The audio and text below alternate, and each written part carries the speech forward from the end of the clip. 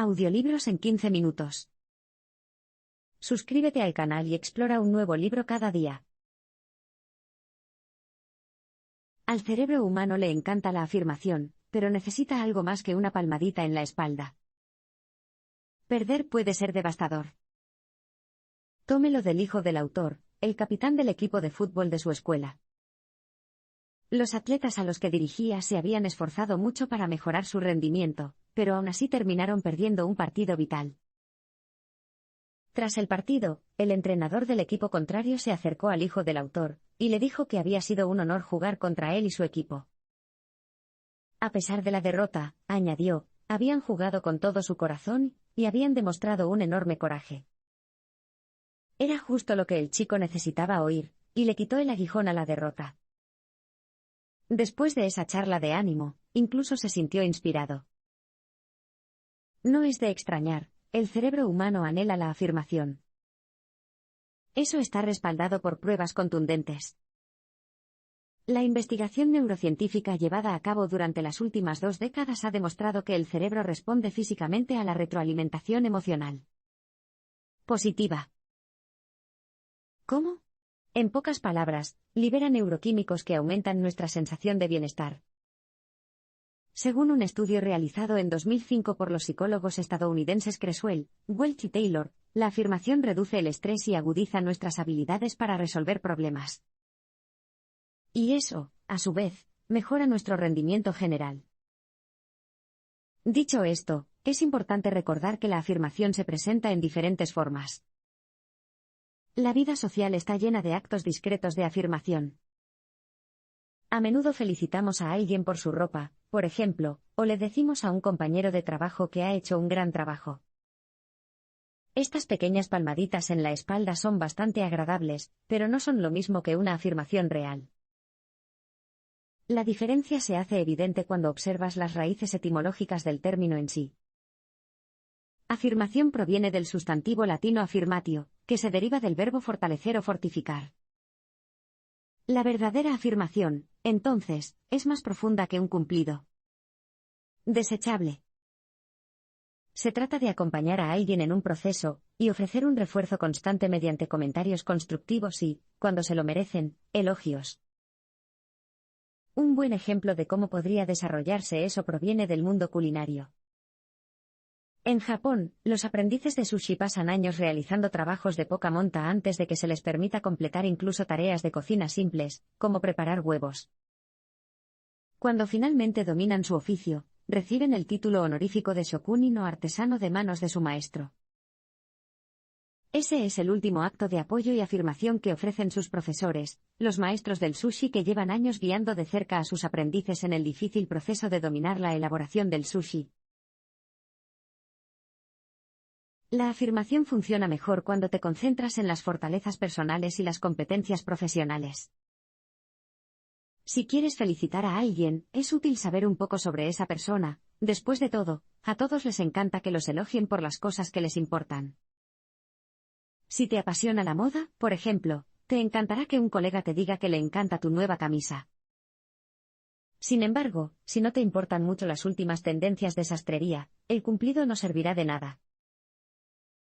Lo mismo ocurre con la afirmación.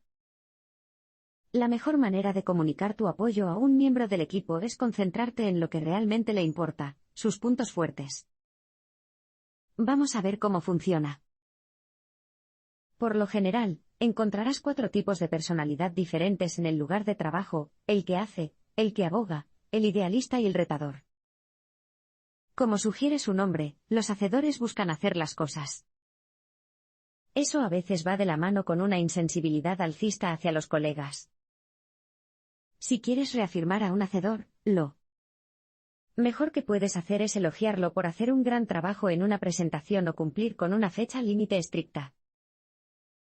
Los defensores se centran en las personas y buscan la inclusión. Para apoyarlos, debes concentrarte en su papel de mantener unido al equipo, y mantener alta la moral de sus miembros. Luego están los idealistas, soñadores que piensan en grande y se preocupan por la integridad. Afirmar su trabajo consiste en darles las gracias por recordarles a todos los valores originales de la empresa. Por último, están los retadores, personas que cuestionan el status quo y siempre buscan nuevas soluciones y enfoques. Si quieres elogiarlos, debes enfatizar lo valiosa que encuentras su novedosa forma de ver los proyectos. Pero la afirmación no se basa solo en las fortalezas personales, de hecho, las competencias profesionales son igual de importantes. Supongamos que ha llamado a un miembro del equipo para felicitarlo por alcanzar los objetivos financieros de su empresa. Querrás decirles que aprecias sus logros, por supuesto, pero no debes detenerte ahí. La clave aquí también es recordarles por qué hicieron un gran trabajo. Siguiendo con nuestro ejemplo hipotético, eso podría significar elogiar el excelente juicio de carácter que les permitió formar un equipo de ventas tan talentoso y trabajador. Hacer hincapié en estas cualidades tiene dos resultados. En primer lugar, demuestra que estás interesado y consciente del arduo trabajo y los logros de las personas, en lugar de obsesionarte con los objetivos de la empresa.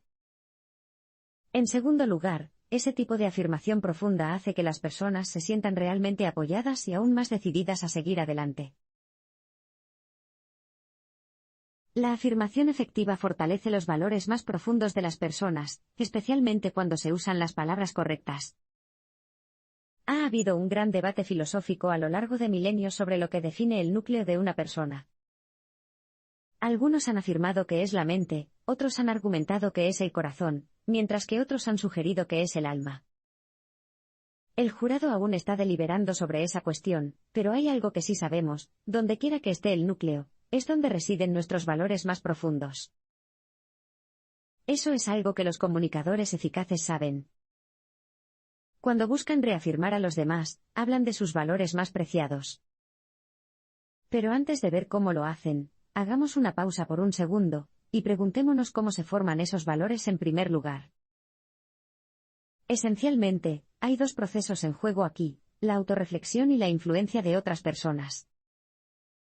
Esto último es especialmente importante, ya que solo en los contextos sociales vemos que otros afirman o contradicen nuestros valores.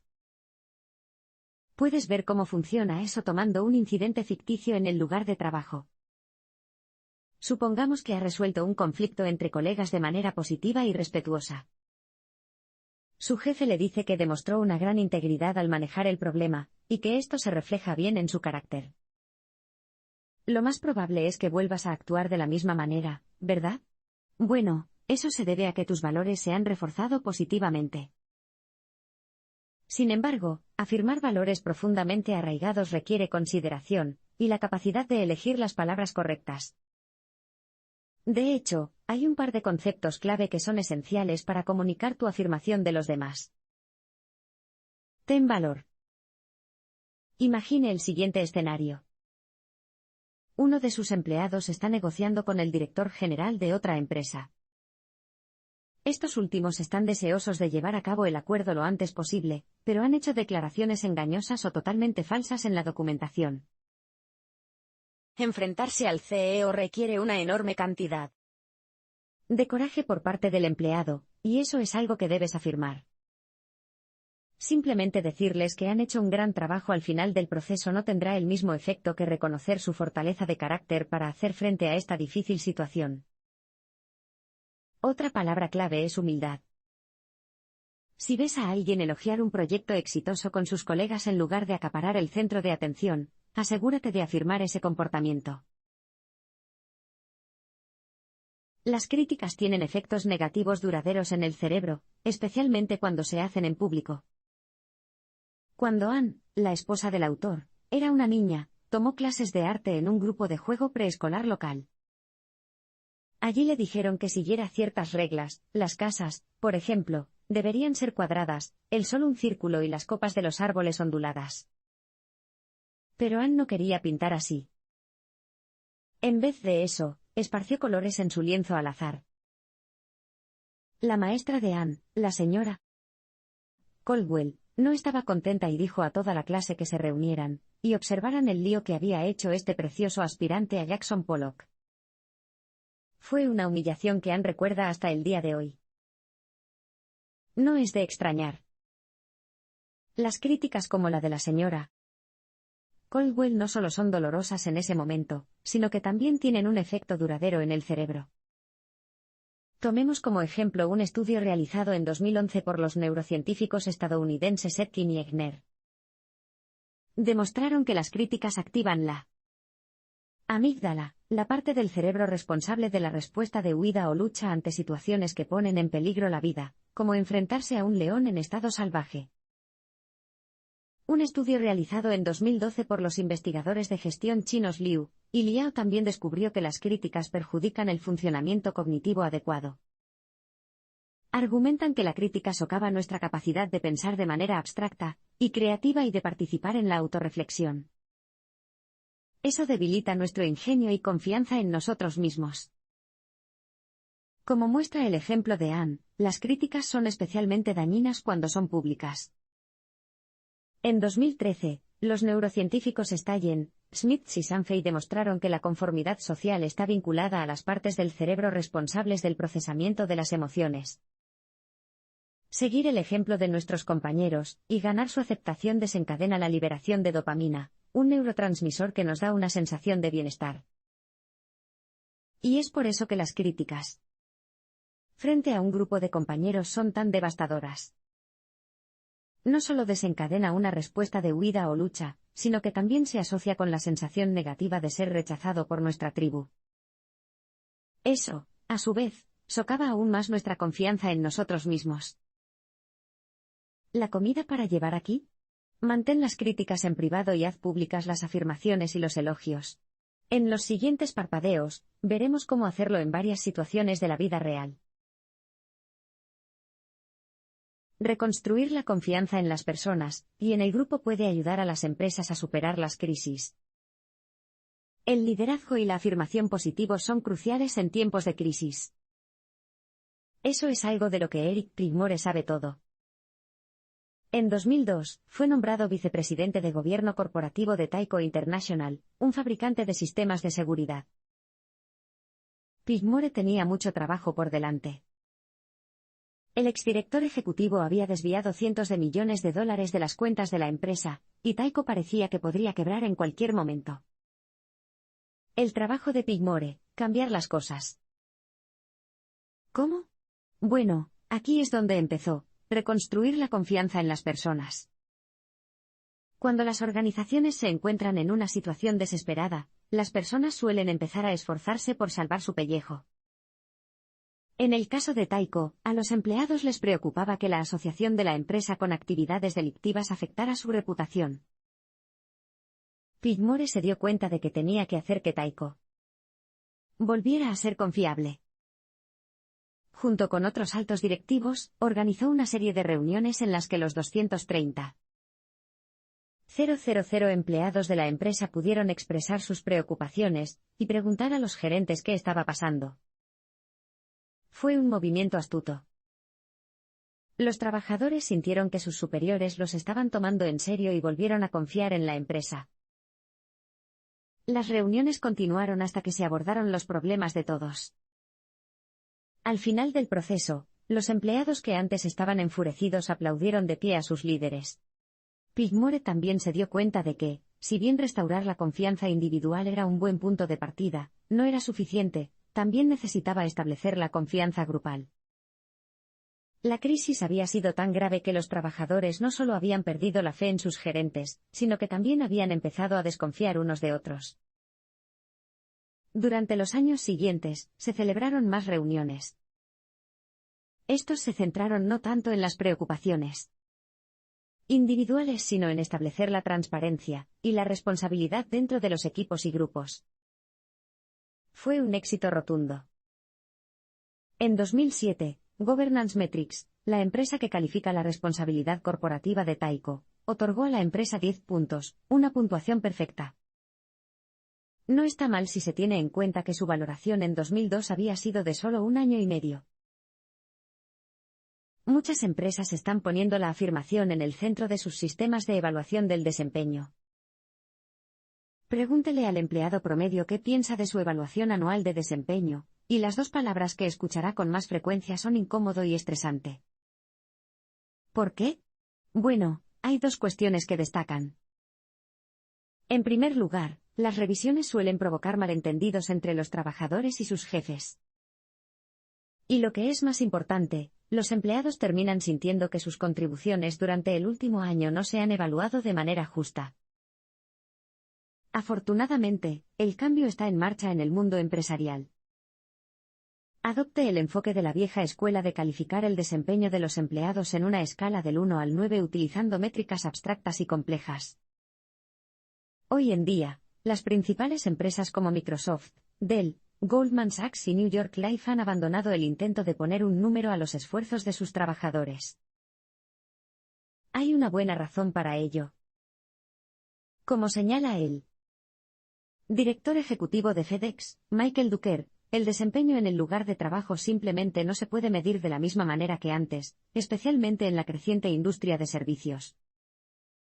Lo que importa hoy en día es el esfuerzo discrecional, la forma en que los empleados interactúan con los clientes, por ejemplo, o el tiempo y los recursos que invierten en el desarrollo personal. Nada de eso se puede cuantificar numéricamente. Entonces, ¿cuál es la alternativa? Ahí es donde entran en escena los sistemas de evaluación del desempeño basados en afirmaciones. Estos métodos eliminan la cuantificación pseudocientífica y, en cambio, se basan en categorías amplias y determinadas subjetivamente, como excelente, muy bueno, promedio y necesita mejorar para definir el desempeño.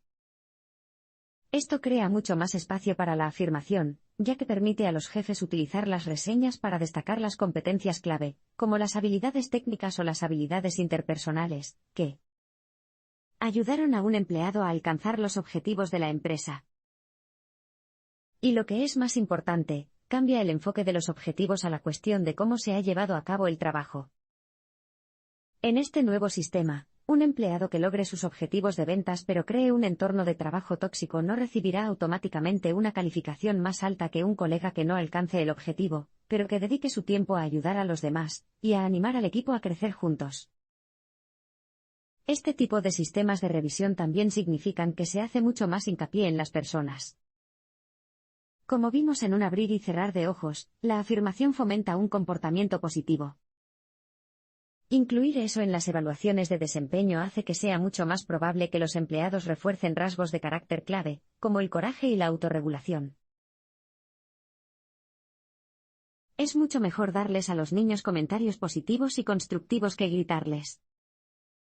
El entrenamiento, la crianza y la enseñanza abusivos son muy comunes. En algunas áreas de la vida, como el atletismo, los gritos y las críticas severas incluso se consideran la mejor manera de lograr que los niños desarrollen su potencial. Pero esta es la verdad, gritarles a los niños no ayuda mucho si quieres que lleguen lejos en la vida. Entonces, ¿por qué lo hace la gente?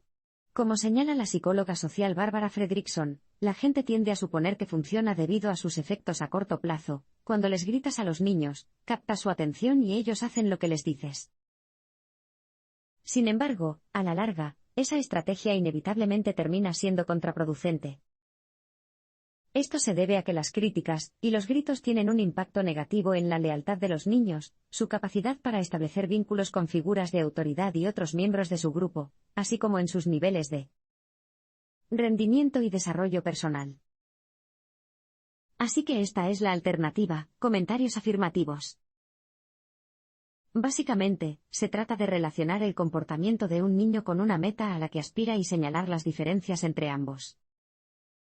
Si un niño quiere ser médico, astronauta o ingeniero, por ejemplo, necesitará desarrollar habilidades y actitudes específicas para lograr ese objetivo. Señalar que su comportamiento actual los está alejando de su objetivo es una estrategia mucho más eficaz que gritarles. Lo mismo ocurre con un chico que está decidido a postularse para una universidad prestigiosa, pero que ha empezado a volver a casa con malas calificaciones. En lugar de enfadarte y preocuparte por los resultados académicos de tu hijo, podrías recordarle con la misma facilidad que estás socavando sus sueños. La afirmación también funciona de maravilla en el aula. Los profesores que evitan avergonzar y humillar a los niños y, en cambio, les dicen que creen en su capacidad y los alientan a concentrarse en la tarea que tienen entre manos tienen muchas más probabilidades de ayudar a sus alumnos a alcanzar su potencial. Y eso solo demuestra lo importante que es la afirmación. Tanto si eres un padre que intenta ayudar a tus hijos a afrontar la vida como un gerente que alienta a tus empleados, hablar con las mejores personas es una de las herramientas más poderosas de tu caja de herramientas de comunicación.